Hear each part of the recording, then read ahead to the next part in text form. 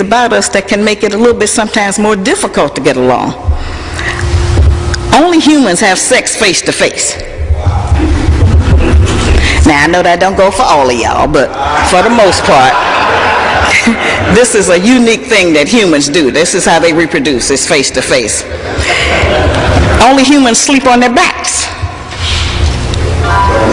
You know, all the other animals, they do a lot of different things, but we all, we have that capacity to be able to go to sleep on our back because most of us live in a non-threatening environment, and so we're able to sleep on our back instead of constantly being ready for some fight. And our brains are 80% water. Now that accounts for a lot of things, because many of us think that our brain is just 100% knowledge, and it's not like that. It's a lot of water, a lot of liquid there. Liquid is life. We just have to know how to direct it. The brain is not telling us what to do. We are telling the brain what to do, and it will support any idea we come up with. And the best example that I can always think of is that if you see a person who has decided that they are gay. Now some of the people that decide that they're gay, they go and take hormones so that they can grow hair on their face like a dude, or they get shots so they can grow breasts and everything. And then some people just take on a new idea, and then their whole body, their whole swagger starts to conform to that idea, and we see it right in front of our faces. We say, "Dad, last time I seen her, she was a chick, now she a stone dude. She didn't have no surgery. She didn't take no hormone shots." It's just whatever idea you get, it'll start to manifest itself. That's how powerful your brain is. It'll get with whatever your idea is. We seen dudes and say, "Boy, he sure look like a thug." That's his idea, and we can recognize it on them. We see people that look dangerous, we see that on them, and we can recognize that. So we're very unique. And just like the snowflakes and our fingerprints, everybody's tongue print is different. Every human being on the earth, you got different fingerprints from everybody else. You got a different tongue print. Just like every snowflake, every grain of sand. This is how God made that, so that we could be unique, each individual, with many of the same needs. But we all really do have a uniqueness about ourselves that we can be proud of. Now, not getting along, I want to let you know, is a luxury. You don't get along, it's a luxury. And there's several things required for you to have the luxury of not getting along and with fussing and fighting with your mate. It requires you to have a stable source of income for food and shelter, because you ain't worried about what you're going to eat, where you're going to sleep. You got that, so I got time to fuss. It requires for you to be in pretty good health, because you got to have strength to bring up all that negativity. You got to have strength to do that. You got to be able to take a stand. So, you have to be able to do that. And it requires us to think that we have options. Men and women, they like a bus. Miss one, catch another. Well, I got news for y'all. That train has already left the station. It's not like that was. And it requires that we think that we have time. We can mess up, start all over, mess up, apologize, and this will just go on forever. We don't have that time anymore. What we have is just some basic major relationship problems, and they have been the same ones that we have had for the last 134 years. We 17 generations up from slavery, and many of our problems remain the same. I have a book called Are You Still a Slave? It's a test book. It lets you take a test and answer certain questions to determine how much of a slave are you still acting like even without a slave master. Since they put this into us, it's a lot of stuff we just on automatic. And we're the first people to say, well, that's just how I feel. No, it's not. These are things that they put into us. And they certainly put into us not to get along with each other. That makes them the winner. In every civilization, on every continent, among every mammal, when the female mammal has to forage for food, fight and protect the nest, bear the children alone, and do all of those things, it makes her naturally hostile to the male mammal. Because she feels abandoned. Well, we have abandonment issues. It makes many of our men feel entitled to do anything they want to do, and we're supposed to go along with it.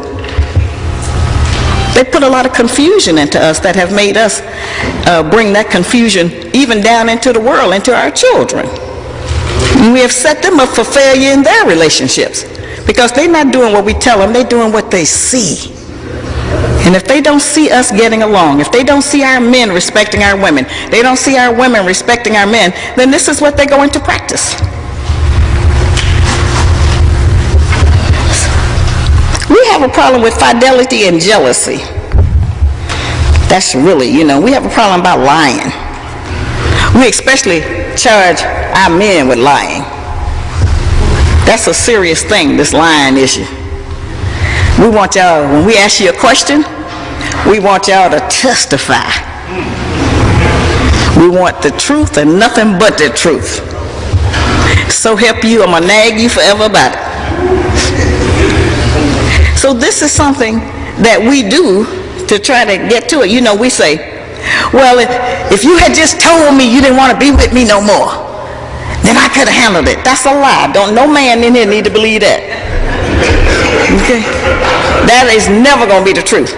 I mean, what is our man supposed to do? Say, listen, baby, I done met somebody I like better than you.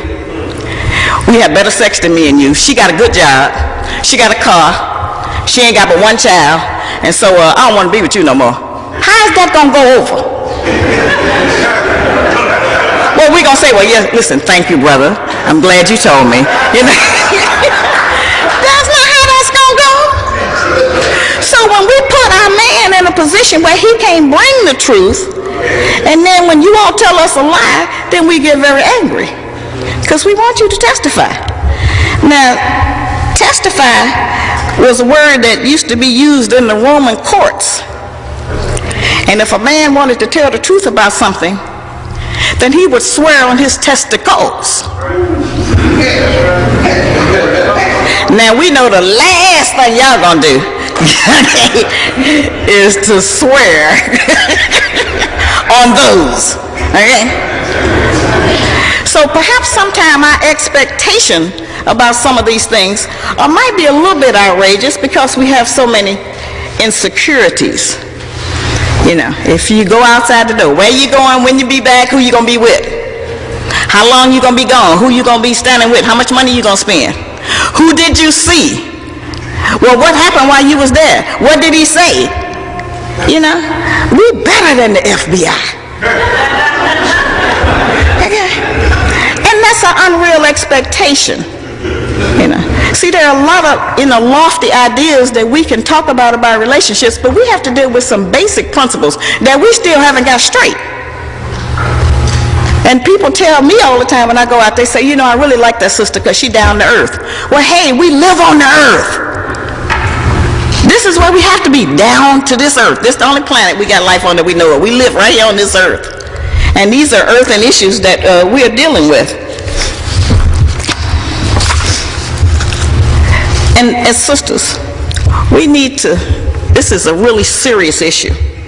We need to stop going so crazy and berserk if we find out that perhaps our man has made a mistake or did it intentionally, was with another woman. I mean, it's not like you alone. Every one of us women in here done had a man that was with somebody else. Because there ain't no such man that's going to be with no one woman for his entire 75-year life. Now that's the reality that we're dealing with. That ain't the one we want to deal with, but that's the reality of it. It's no such a man. If it was such a man, me and my sister Kelly would have him. So we have searched for that mystery God. He do not exist. And that doesn't mean that it's taking anything from you or me. It's not even about that. It's about the nature of us as two different people. Now that's a personal decision, of course, that men make, but I'm just want to let the sisters know that's nothing we have to be ashamed of. Our grandmothers, our great-grandmothers, our mothers, us, everybody. We ain't never had no woman that had a man that wasn't never with nobody else. It doesn't exist. It is called, the messenger said, the imagination of truth. And it will get you in trouble with such great disappointment. You don't have to be ashamed. You're not telling nobody they ain't never heard of it. So ain't no point going out burning his clothes, tearing up his car, messing up everything that you didn't have to pay for, and then when you get over being mad, you're going to be back with him. So we need to not do that. It's just a waste of time. It's a waste of energy. And it gives us setbacks. Like I say, it's a luxury. You don't know when the last time is going to be. And you lose someone that really, really is dear to you and someone that you love. Now, the second problem we have is about some of our men don't have no job. Now, that's a real issue because we need money. We want money, you know. Now, you know, last year we spent about $13 billion on our fingernails. So we could probably do with a little less money. We spent another $23 billion on our hair. $10 billion of that was on our fake hair. Okay? So we, you know, have spent money. But we have a problem sometimes if a man can't afford to do those things for us. And, you know, there's a lot of people living in the world that make $200 a year. There's some people don't make but $75 a month. They still there. They not eating like we eating and everything. They not overweight either. And they don't have diabetes and everything we got. But nevertheless, there are people who live with much less than we do. And certainly we all want to have a man who has a visible means of legal support. Okay, we all want to have that. But we can't completely judge our men by the same standard that the white woman judged her man, because her man ain't never been repressed. Okay? Many of our men are out of work because they just too depressed or they can't work or don't want to work. And then you got a lot of our men who are out of work because the white people in charge of the jobs won't give them an opportunity or a job. This is not magic. And then they'll give more to us. And then we start tripping and start thinking, I don't know why you can't get no job, I got one. It's not like that. With many of us, we take the position with our man where any job is better than no job. But that's not the position of a man. Men take the position where no job is better than any job. They have a different standard, they have a different ego. And no matter what we think we can feel and experience, we do not know what it's like to be a black man in America. The little tiny glimpse that I got almost make me want to cry all day, because it's so unfair to our man. And the best success that this country can have is to use us as a tool against the black man. They're already against him. See, they protected their woman for all those years. If you mess with a white woman at one time, they would kill you. They protected her. But see, ain't nobody never protected us. And so being free fall out here, they have felt that it was okay for them to be able to come in and give us the things that they keep our men from giving us so that they can be our man. And we even call him the man. I'm going to call the man. Yeah, the man called him. Well, we talking about the white man. But you are man. And we need to return that title to him. We need to try to be more respectful. Even if he don't respect himself, we need to try to respect him. That's a hard instruction. Because we know things. But that we really have to practice that. We really have to try to practice just how to be respectful, since we know that he's not the only damaged goods. We damage goods too. It doesn't mean it necessarily has to hold us back, but we do live in a society where we have more opportunities and more benefits. All we have to do is get pregnant, and the white man will give us a house, a place to live in, health insurance, pharmacy coverage, daycare, food stamps, rent coverage, and everything else. A black man can't get nothing unless he done lost his job. He can get some unemployment for a while. But since most of y'all ain't even had no job, you eliminated from that access. So it's not fair. It really is not right how it's set up. And I want you to understand that. And so those things keep us from wanting to be with a man, because we say he ain't got nothing. Well, we wouldn't have nothing either if they wasn't trying to use us against him. It don't make us greater and better because we have been able to make a little bit of progress, because we've had more support out here. Because they want to own our children. They want to make us totally dependent upon them. This hasn't changed. We haven't got that modern where that don't exist no more.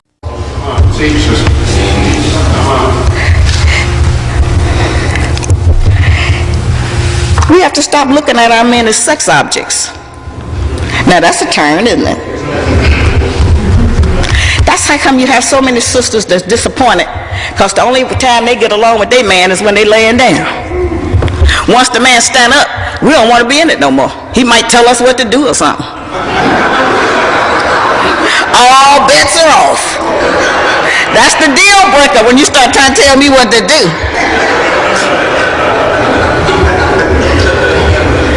We have to look at it. We have to stop using our men like that. You know, when a rat get ready to mate, the female rat go and sniff around the male rat. She makes sure, first of all, that he don't have any imperfections so that she can get pregnant. He can't have polio, he can't have diabetes, high blood pressure.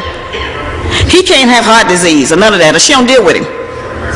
And the second thing he has to do is to be able to go someplace and make a nest for her. If he don't have a home for her, if he can't dig a hole somewhere for her, then she said, I can't be with you. I'm going to find me another rat. Okay? So it's not unreasonable if the female rat can practice that, it's not unreasonable for us as black women to require that. No, I can't get pregnant because you ain't got nowhere for me and the baby to sleep. Okay? No, I can't get pregnant because tomorrow I might be hungry. You ain't got no food for me. What we gonna eat? That's important. So we can require that.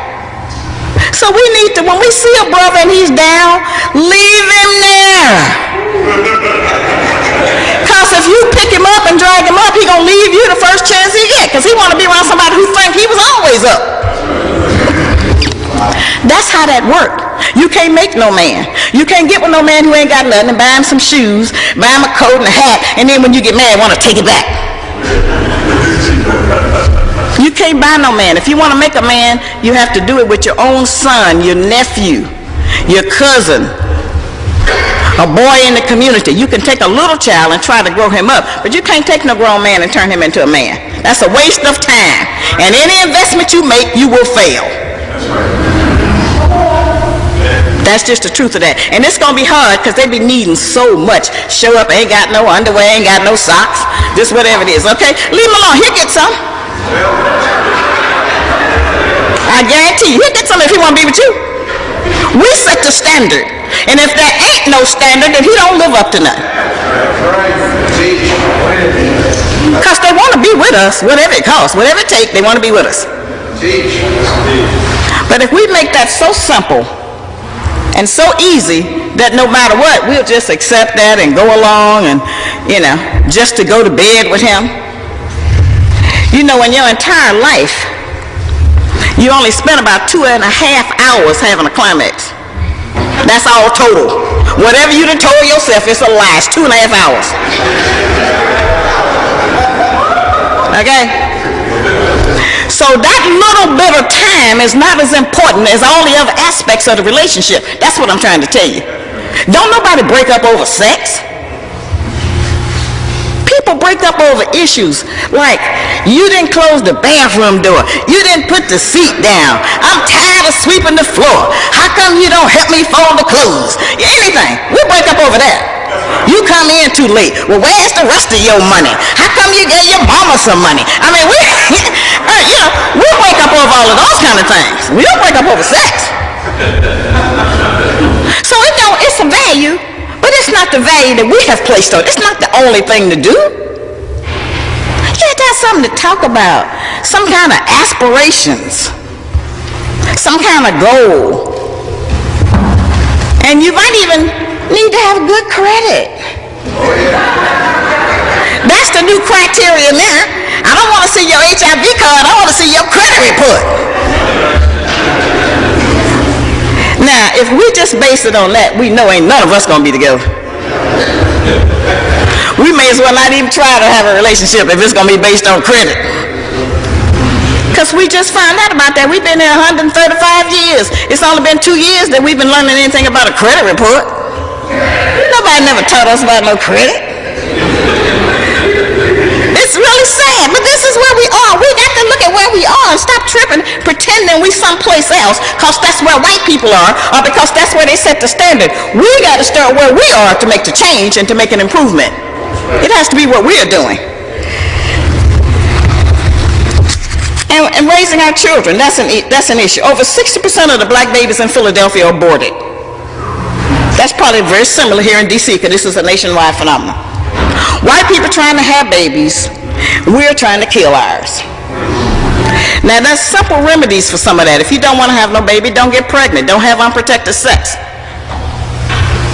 Now many of our young girls now are using abortion as birth control. They have 5 and 6, 7 in a year. We have so many unwed mothers. And we have something that's never talked about. We have so many unwed fathers. Because it still does take the two people. We do not have an immaculate conception among black people. It's the men and the women that make the baby. We have to deal with how we're rearing our children. We have to stop trying to give them everything we think we didn't have as a child. You want to make peace with somebody, make it with yourself. Don't use the child like that and confuse them so that they grow up thinking that they are what they own. And you're not what you own, you're who you are. It has nothing to do with what some white people and some Asians made, because everything we got come from them. So we can't let that be the standard of who, we think that we are.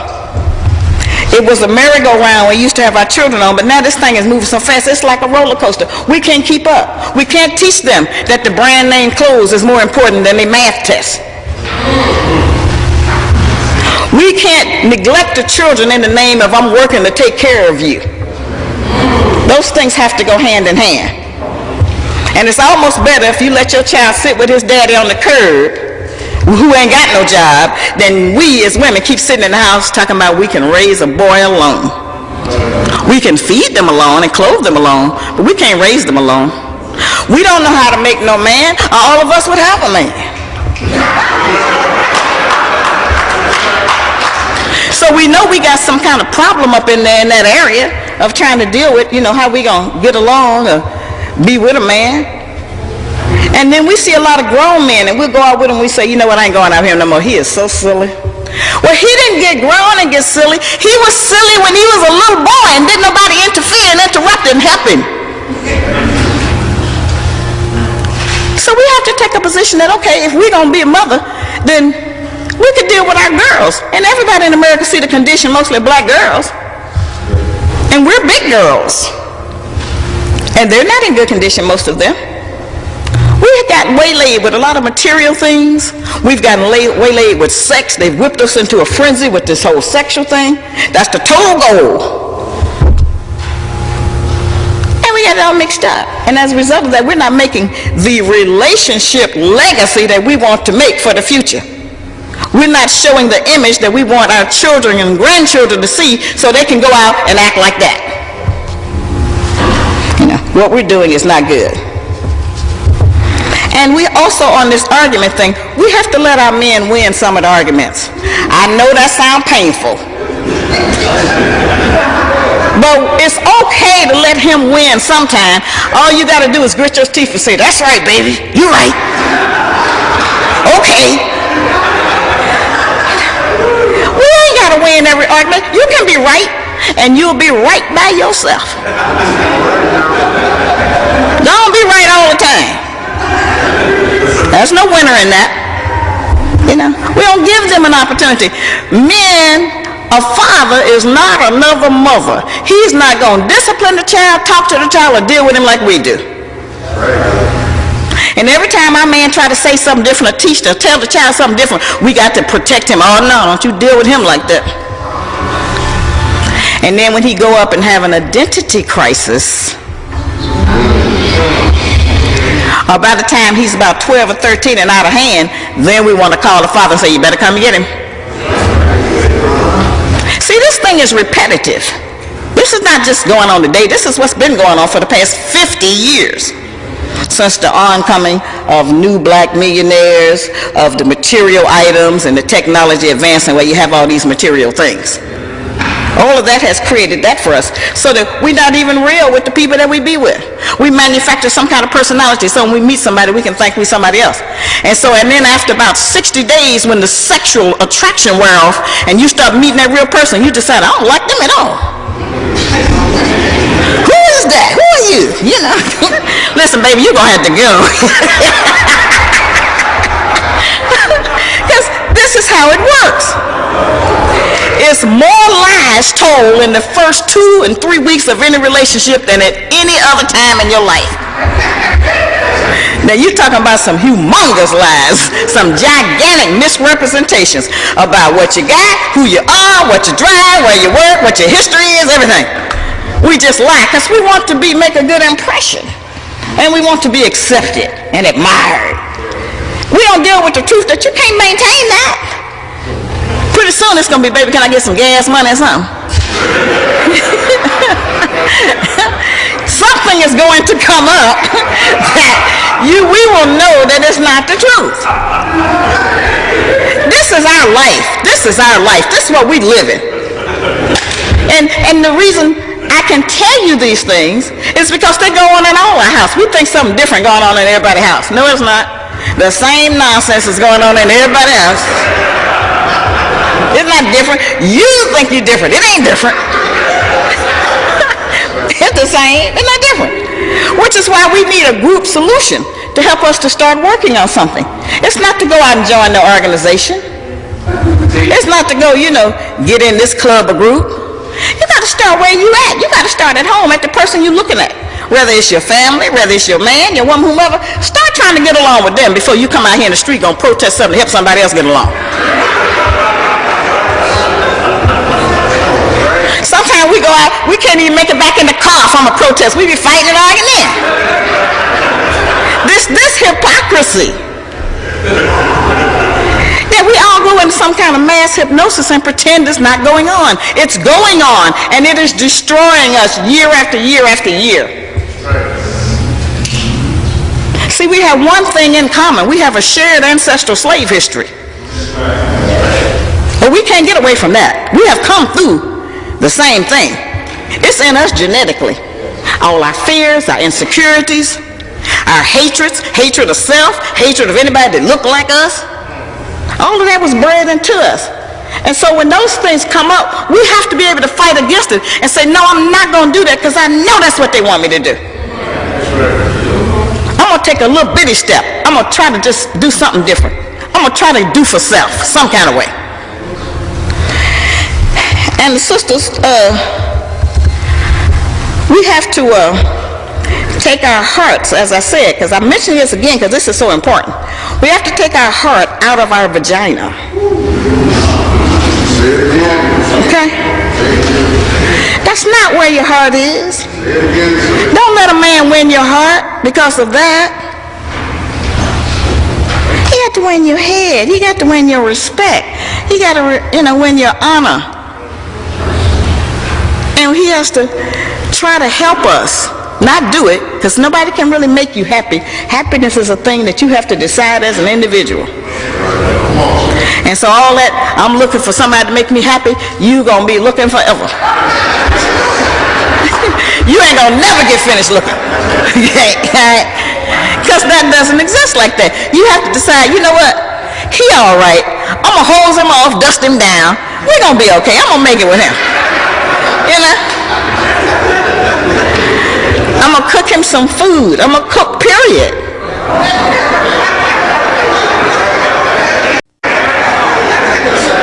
Now, a man that wants a woman today, he can say, listen, I want a woman who's her own woman. I want her to be in good shape health-wise. I want her to be a certain size or whatever. But you better not say you want a woman that can cook, or you won't never get no woman.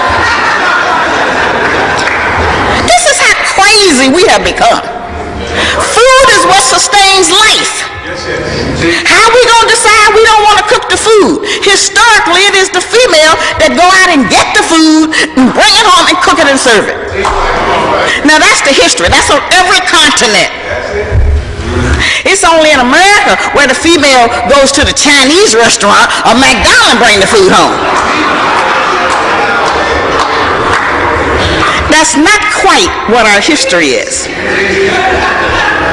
Okay? So we're not teaching our daughters to eat, to cook, and to eat to live. See, we are very powerful because we decide who's going to live and die. We decide how long you're going to live, what shape you're going to be in while you live, how you're going to feel. We decide all of that by what we feed you. And we could kill you in 6 months if we decided. We could do it in 6 months or less. Feed you a whole lot of chitlins, a whole lot of ham, a whole lot of white bread, white rice, white pasta, white sugar. Oh, we can lay you to rest. That's a lot of power. And as sisters, we need to know that that's a lot of power. We can build the nation.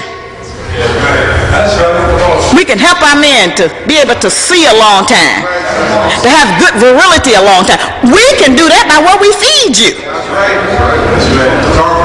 You know, fortunately for me, and the reason I look so good is that in 1967, I heard the teachings of the Honorable Elijah Muhammad, and he told me how to eat to live.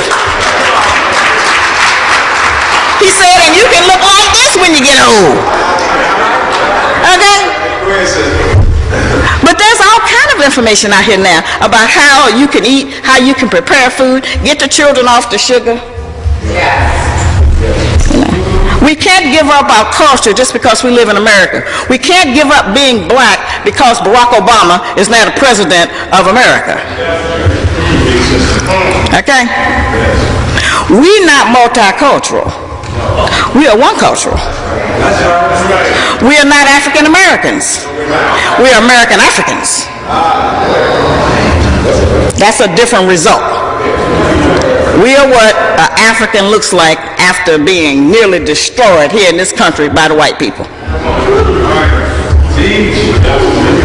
That's important to know. That's why they don't claim us on no other continent. The Africans that come here don't love us, and we don't like them. And all we talk about is the motherland, Africa, until we run into a real African. And we know that. How many Africans come over to our house to have dinner? How many Africans do our children play with? How many Africans go to church or the temple with us and everything? None. We don't hardly even eat in an African restaurant. This is the confusion and the hypocrisy we practice. We have to start really just trying to deal with ourselves.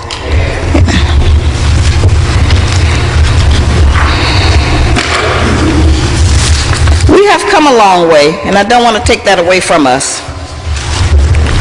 But things are getting ready to change. This is really the short crux of what I wanted to tell you tonight. Things are getting ready to change in this country. They're not going to change because of Barack Obama. They're going to change because of things that have already occurred before he got into the presidency, okay? We heading for some hard times. Now, I know we think we have already had hard times. But no, we heading for a different kind of hard times. And we will finally know the answer to what's love got to do with it. Nothing.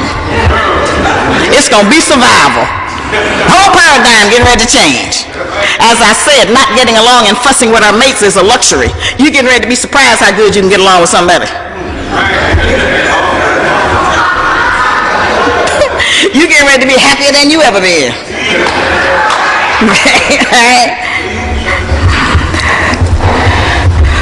We're going to have forced unity. Our priority lists are going to shorten. And we're going to find out that we can really survive with our own fingernails. We're going to fix our own hair. We're going to eat beans more than we ever have ate them. Okay? And we're going to be happy. We're going to be praying. We're getting ready to deal.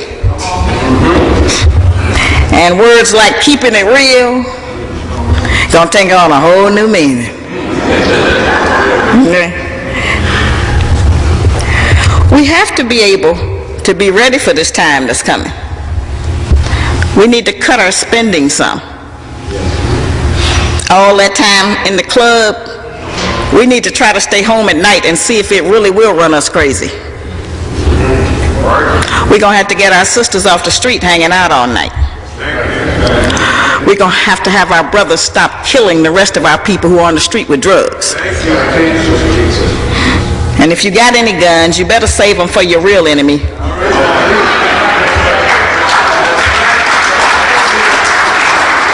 Okay? Because it's not nobody that look like you. Okay?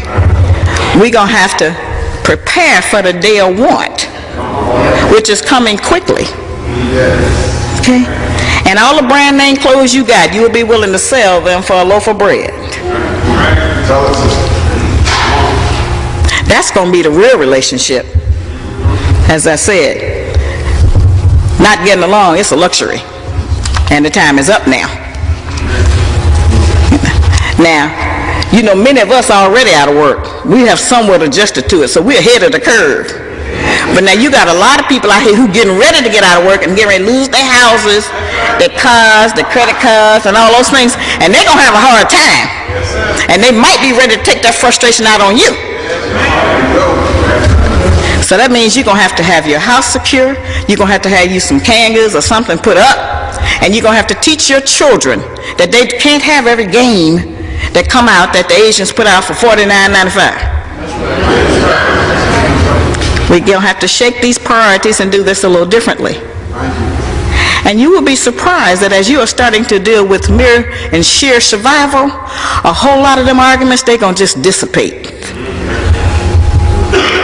If there be any fights in your house, it'll be who ate the last beans. It is no longer going to be about, I know you was with her, I saw you with him. We're not going to do that. That's going to end, I'm telling you.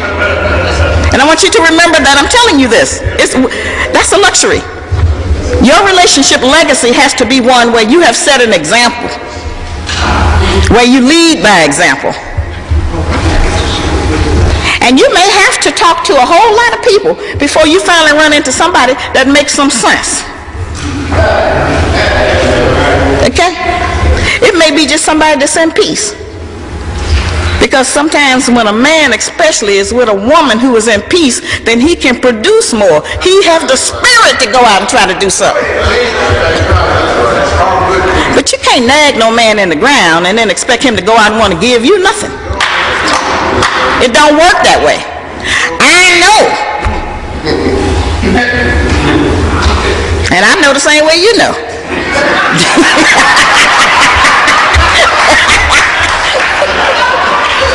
It wasn't until I got nice that the blessings opened up for me. You know, a smile, it goes a long way. Our man been out in the world, everybody he met been mad at him, hating him, dogging him, and then when he come home, what man want to come home to another house where somebody else mad? And he can't get away from us. He can go on the street, he got to pass them on the job. But when he come home, you know, just a smile. That's supportive. That's helpful. That's how to have a man. It is not about any of what we think it is. It's not about how we look. It's not about how long our hair is. It's not about no shape. It ain't about none of that. It's about peace. Bear witness to the truth. Is it about peace? All right. That's what it's about. And if you can't learn how to practice peace, it don't matter what kind of hairstyle you got, what kind of clothes you got, what kind of credit cards you got, what kind of job you have. None of that don't matter if you don't know how to have peace for a man. Notice I didn't say with a man. I said for a man. That's so far removed from so many of us that we still mad at our father. And then a brother come along and we be beating him up, and he be wondering, what is her problem? She mad at her daddy. You got to try to wade through all of that to try to get to the woman. It's unfair. It's just completely unfair. It's just not fair to our men. Just how we deal with them. It's not fair. I've been saying it. It's just not right. Because they're the most gentle soul. We have the very best man on earth. Everybody want our man. But us, we have the best man. We have the most attractive man. We have the strongest man. We have the most creative man. They don't keep our man out because he bad. They keep him out because he the best. And they know any little thing he get in, including the presidency, if he get in it, he in it to win it. See? So we need to recognize who that is. And the black man was the first man on earth. And if God made man in his image, okay, you with a black man, that might be the closest to God you ever get. Okay? This thing is real, and I'm not doing this for y'all to do what y'all usually do in this room, which is probably come in here and shout and then go home and act the same. That ain't what I'm telling you these things for. We talk about make a little bitty change. You ain't gotta make no big change. That's right. It's all good, sister. You know, if it's concrete on the ground, the reason they have to really prepare the earth when they lay concrete is because one blade of grass that you can flick with your finger can crack that entire concrete. One blade of grass will crack concrete that if it fell on you would kill you. So if you come up with a little blade of grass, then you can crack the concrete that's repelling and hold our man down. The white woman is for her man. The Asian woman is for her man, and you know the Jewish woman is for hers. We need to start a whole new paradigm. Let's speak a good word for our man. Let's don't let nobody just come down on him. I have been in elevators. It'd be a brother in the elevator, and a white man be in the elevator, and the white man will ask a question, and every sister in there turn around and start answering. You know, I know my position is I ain't the information booth. You know? But I've seen it. I've seen sisters walk past a brother and just won't even speak to him. That ain't right. That's not right. Talking good. You know, we have to do this thing differently. We have to make our man want to be with us, want to come home to us. And we also have to recognize that just like he's beautiful to us, he's beautiful to everybody else that see him. Okay? We don't have no lockdown on him being wonderful. This is just how it is. They're all beautiful. I know millions of them. And each of you have something wonderful in you that's waiting to come out if you can get past your relationship with your mother and with those other women you've had.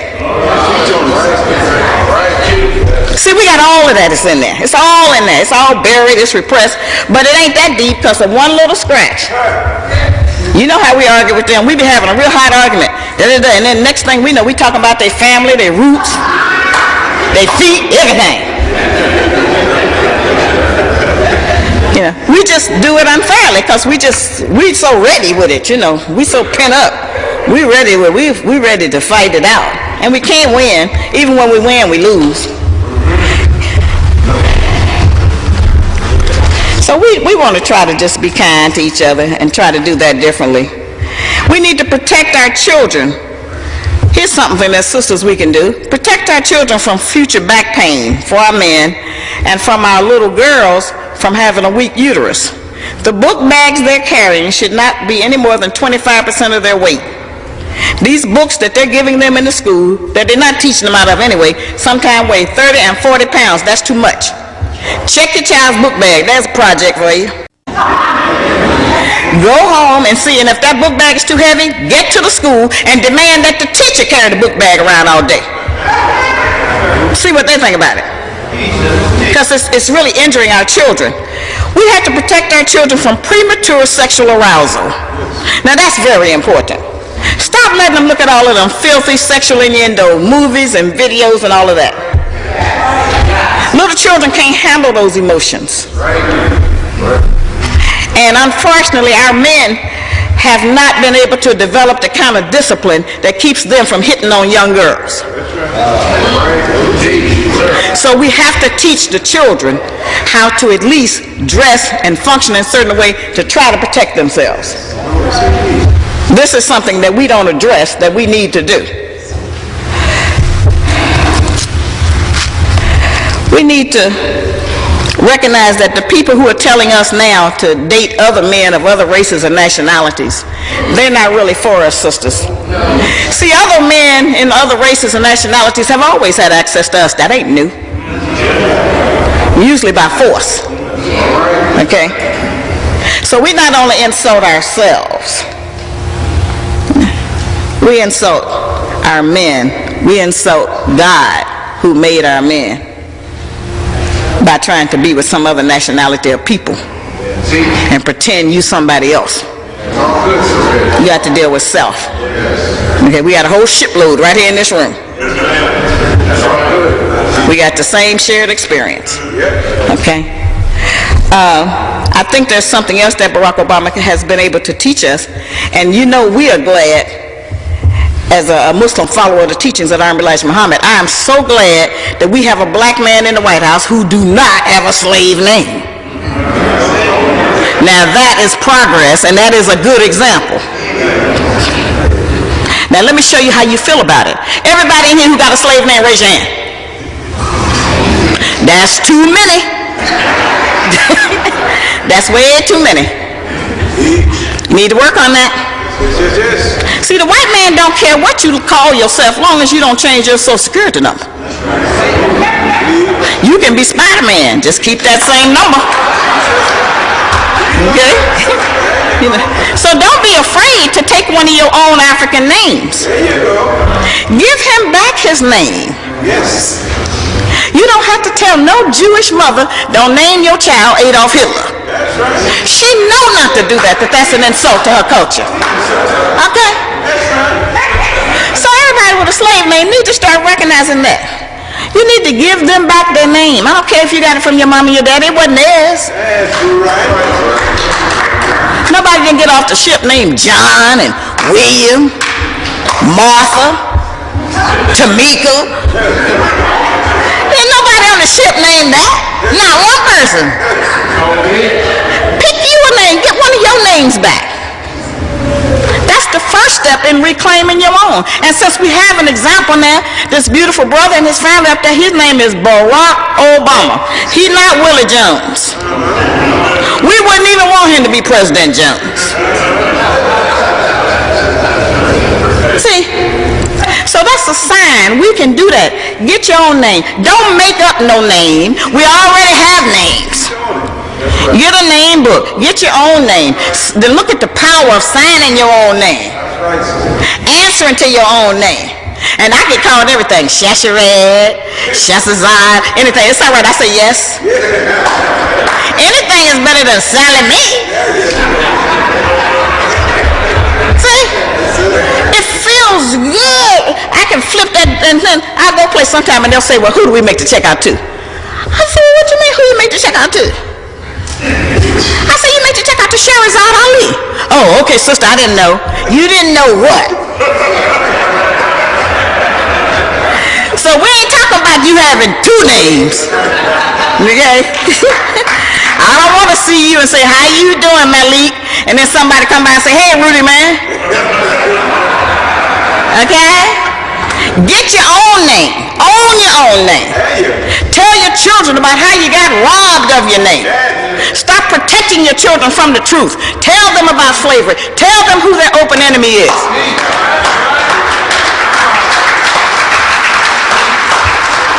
If not, we send them out to be slaughtered. They at a total disadvantage when they don't know who the enemy is. Or the white people tell their children who the enemy is. They certainly tell the police department. We have to stop trying to protect our children from slavery. Give them the history. I'm raising my 8-year-old grandson. He could probably come up here and teach as well as I could today. Because I've given him the truth. I've told him what's what. He's a black boy. He's going to grow up, inshallah, to be a black man. He got to know who is who. He got to know what to look out for, how to function, how to deal. We're not talking about putting fear in them when they're little babies. We just tell them the truth. You know the truth. And all that nonsense about, that was a long time ago. No, it wasn't. It was this afternoon. That wasn't a long time ago. It's today. Okay. But we are the best. I just want to keep reiterating that. We are the best. Leave here knowing you the best. We got a man that has survived hanging, having his penis and testicles cut off, and he grew a new one. We got women in here who had to squat down and have babies in the cotton field and get up and keep picking cotton, who had to bite the placenta with her teeth. We got women who didn't never have time to get sick, who had to make a meal out of no meal. Okay? We have that in us. That's who we are. That's who we are as black women. We didn't come from weak stock. We came from good stock. That's how we are standing here today. 435 years later, that's how I'm standing here today, still holding on to the truth. The truth ain't old-fashioned. You ain't never going to be able to talk me out of being black. I'm not ashamed of it. I'm proud of it. I don't want no slave name. I don't want nothing the slave master gave to us, because everything he gave to us was to destroy us. Now that's the reality of what we're living. So I'm going to close now. And I want to thank Brother Rafu for inviting me down. I have really enjoyed this. I love to bring the message of truth to our people, because if even 5% of y'all tonight go home and do this thing differently, well then we have 5 more families that will create a better example for the community. We have 5 more people who will be happy. See, happiness ain't promised nowhere. That's something you have to decide that you want to pursue or be. It ain't nothing to say you're going to grow up and you're going to be happy. You have to decide, I want to be happy. I want to do the right thing. I want to be an upright man. I ain't trying to impress no other Negroes that don't know nothing, still loving white people. I'm not trying to them. I ain't trying to impress no white people that want me to stay a slave so they can rule and live in luxury. That's not who we want to be. We are greater than that. We are the best. Every one of us is the best. I don't care where you came from or what somebody did to you. You still the best. If you're robbing banks, you're the best bank robber they ever had. You are the best at whatever you do. You just gonna be the best. That's just how God made it.